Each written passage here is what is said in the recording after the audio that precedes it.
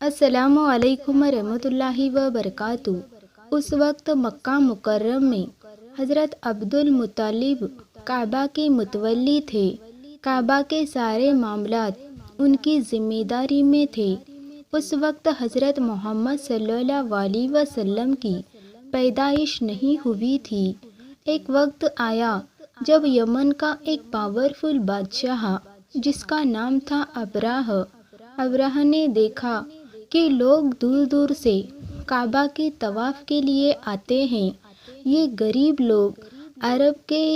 لوگ سارے عرب کے سردار بن سکتے ہیں۔ اسے بہت جلن ہوئی اور اس نے سوچا کیوں نہ میں یمن میں ایک بہت بڑا چرچ بنواؤں اور لوگوں کو وہاں بلاؤں۔ ابرہہ نے یمن میں ایک بہت بڑا اور خوبصورت چرچ بنوایا اور لوگوں کو دعوت دی کہ مکہ کے کعبہ کے بجائے یمن کے چرچ میں آئے۔ لیکن اس کا یہ پروجیکٹ فیل ہو گیا کیونکہ مکہ والے کعبہ سے بے انتہا محبت کرتے تھے۔ ایک آدمی نے یمن کے اس چرچ کے سامنے کھڑے ہو کر غلاظت کر دی اور اس چرچ کی انسلٹ کر دی۔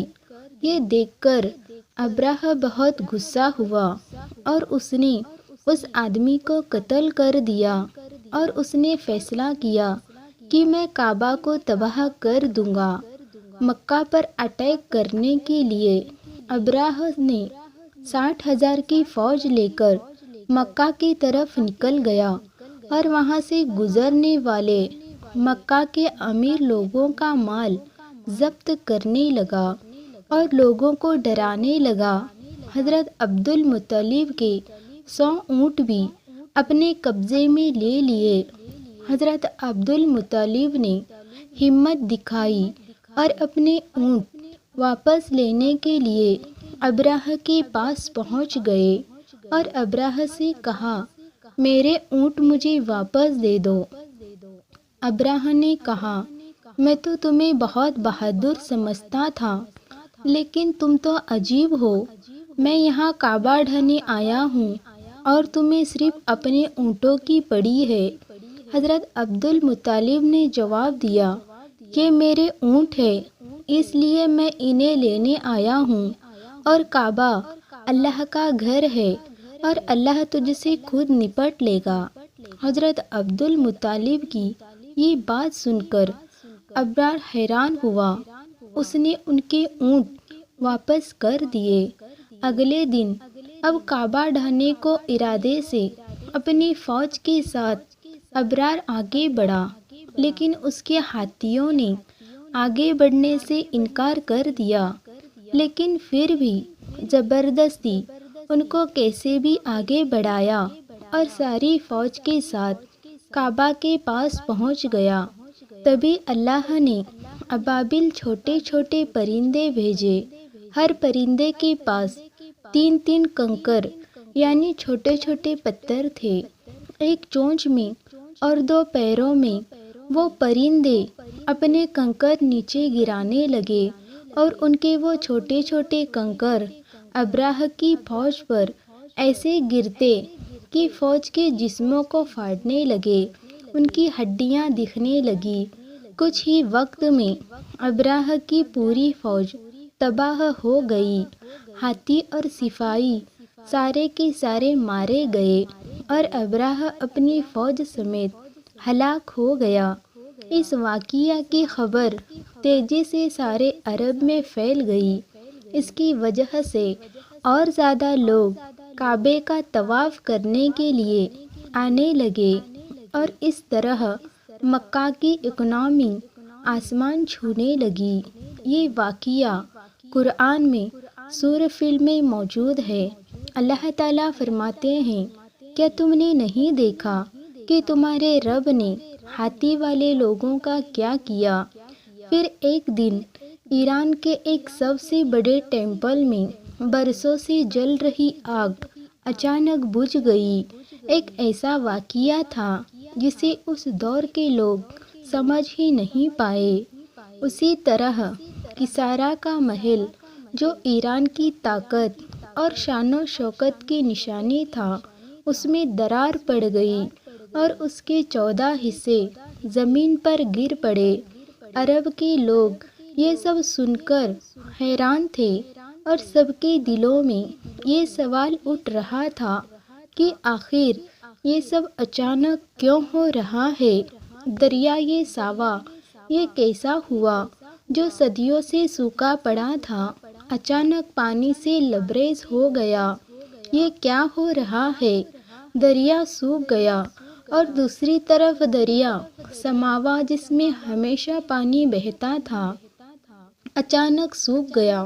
روایت میں آتا ہے کہ اس رات جتنے بھی بت خانے تھے ان میں موجود بت اپنے آپ گر پڑے۔ یہ سب منظر اس بات کی نشانی سمجھے گئے کہ اب ایک نئی روشنی، ایک نئی رہنمائی کا دور شروع ہونے والا ہے۔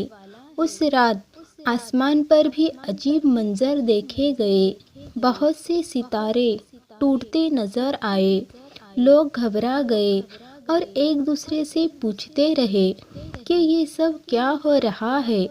ایک مشہور کاہن عمر بن امیہ کو بلایا گیا، لوگوں نے ان سے پوچھا یہ ستارے کیوں گر رہے ہیں؟ انہوں نے کہا اگر یہ بڑے ستارے ٹوٹ گئے ہیں تو سمجھو کہ یہ قیامت کی رات ہے، لیکن اگر وہ ستارے اپنی جگہ پر ہیں اور باقی چھوٹے ستارے ٹوٹ رہے ہیں تو یہ کوئی بہت بڑا واقعہ ہے جو آج اس دنیا میں پیش آیا ہے۔ لوگوں نے آسمان دیکھا اور پایا کہ بڑے ستارے اپنی جگہ قائم ہے۔ سب کو یقین ہو گیا کہ کوئی عجیب واقعہ پیش آیا ہے۔ دراصل ان سبھی واقعات کے ایک ساتھ ہونے کی ایک بہت بڑی وجہ تھی، اور یہ وجہ یہ تھی کہ مکہ کے ایک گھر میں ایک یتیم بچہ پیدا ہوا جس کا نام محمد صلی اللہ علیہ وسلم، نبی کریم صلی اللہ علیہ وسلم کی پیدائش ہوئی۔ اس سال اتنی برکت ہوئی کہ جانوروں کی صحت اور وزن بھی اچھا ہوا اور فصلوں کی پیداوار اتنی بڑھی کہ پورا علاقہ مالی طور پر مضبوط ہو گیا۔ اس سال اللہ نے انسانوں اور جانوروں کے لیے کئی نعمتیں بھیجی۔ جب نبی کریم صلی اللہ علیہ وسلم کی پیدائش ہوئی، مکہ کے علاقوں میں انوکھی روشنی پھیل گئی، پھول کھلے، ہواؤں میں مٹاس گھل گئی اور ہر جگہ خوشیوں کا ماحول بن گیا۔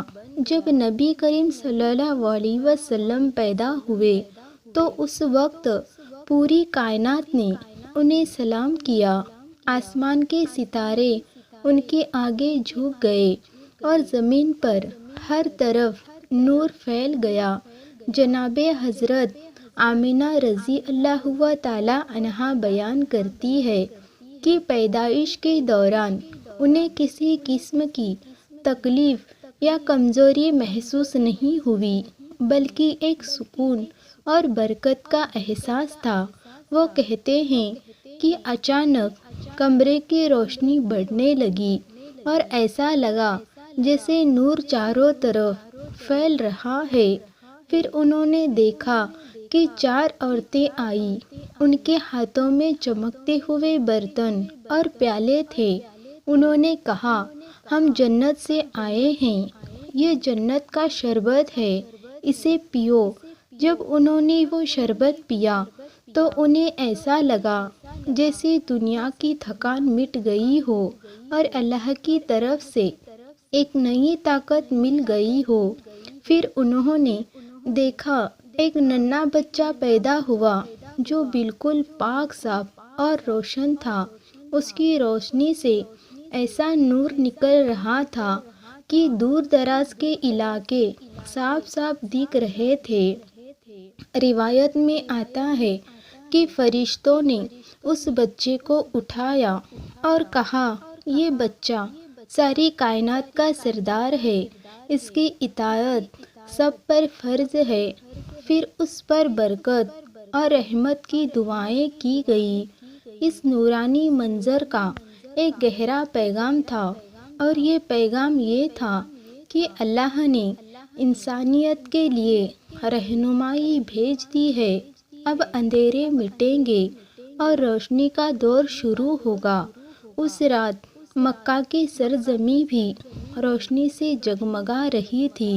صبح جب لوگ اٹھے تو انہوں نے دیکھا کہ ہر طرف ایک عجیب سکون اور خوشبو پھیلی ہوئی ہے، مگر مکہ کے کچھ سردار جو پہلے سے ہی حضرت عبدالمطلب سے حسد کرتے تھے، ان کے دل میں جلن بڑھ گئی۔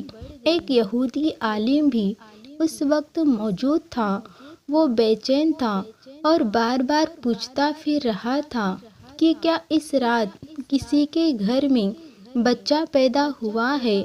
جب اسے پتہ چلا کہ حضرت عبدالمطلب کے گھر ان کے پوتے کی پیدائش ہوئی ہے، تو اس نے بچے کو دیکھا اور کہا، ہاں، یہی وہ بچہ ہے جس کی وجہ سے بنی اسرائیل میں نبوت کا سلسلہ ختم ہو چکا ہے۔ اب نبوت عرب میں ہوگی اور یہ بچہ ساری دنیا کا رہبر بنے گا۔ نبی کریم صلی اللہ علیہ وسلم کا یوم ولادت مختلف علماء کے نزدیک 8، 9، 12 یا پھر 17 ربیع الاول بتایا گیا ہے، مگر اکثریت کا اتفاق 12 ربیع الاول ہے۔ عیسوی سن کے لحاظ یہ تاریخ 20 یا 22 اپریل 571 عیسوی سن کے درمیان بنتی ہے۔ آپ صلی اللہ علیہ وسلم کے والد کا نام حضرت عبداللہ اور والدہ کا نام حضرت آمنہ بنت وہاب ہے۔ پیدائش سے پہلے ہی آپ کے والد کا انتقال ہو گیا تھا، یعنی جب آپ نے اس دنیا میں قدم رکھا اس وقت آپ یتیم تھے۔ یہ حقیقت اپنے آپ میں ایک انوکھی مثال ہے۔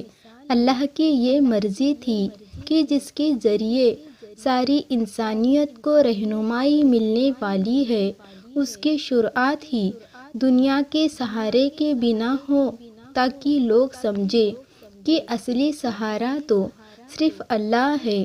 جب آپ صلی اللہ علیہ وسلم 6 سال کے ہوئے تو آپ کی والدہ بھی اس فانی دنیا سے رخصت ہو گئی۔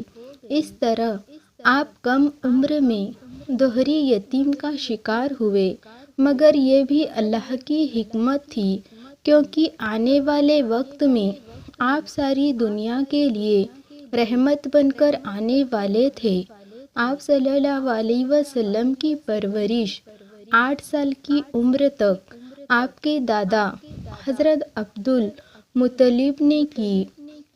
وہ مکہ کے بڑے بزرگوں اور سرداروں میں شمار کیے جاتے تھے۔ ان کا کردار، شرافت اور ذمہ داری کا احساس بہت بلند تھا۔ جب آپ صلی اللہ علیہ وسلم نے 8 سال پورے کیے تو آپ کے دادا کا سایہ بھی ان کے سر سے اٹھ گیا۔ اس کے بعد آپ کے چاچا حضرت ابو طالب نے آپ صلی اللہ علیہ وسلم کی پرورش کی۔ ابو طالب غریب تھے، مگر آپ کی خاطرداری اور محبت میں کوئی کمی نہیں چھوڑی۔ جوانی تک آپ صلی اللہ علیہ وسلم اپنے چاچا ابو طالب کی دیکھ بھال میں رہے، اور انہوں نے ہر تکلیف کو اپنی تکلیف سمجھا۔ پیارے ناظرین، یہ ساری باتیں ہمیں تاریخ، کتابوں اور روایتوں سے ملتی ہے۔ ہر روایت کا ایک پیغام ہے۔ ہمیں سمجھنا چاہیے کہ نبی کریم صلی اللہ علیہ وسلم کی پیدائش انسانیت کے لیے ایک رحمت ہے۔ آپ کا آنا صرف عرب کے لیے نہیں بلکہ پوری دنیا کے لیے رحمت کا پیغام تھا۔ امید ہے کہ آپ کو یہ معلومات اور تعلیمی سلسلہ پسند آیا ہوگا۔ اگر ویڈیو پسند آئی ہو تو اسے لائک کریں، کمنٹ کریں اور شیئر کریں، اور ایسے ہی اسلامک سٹوریز کے لیے ہمارے چینل کو سبسکرائب کریں۔ جزاک اللہ خیر۔ اللہ حافظ۔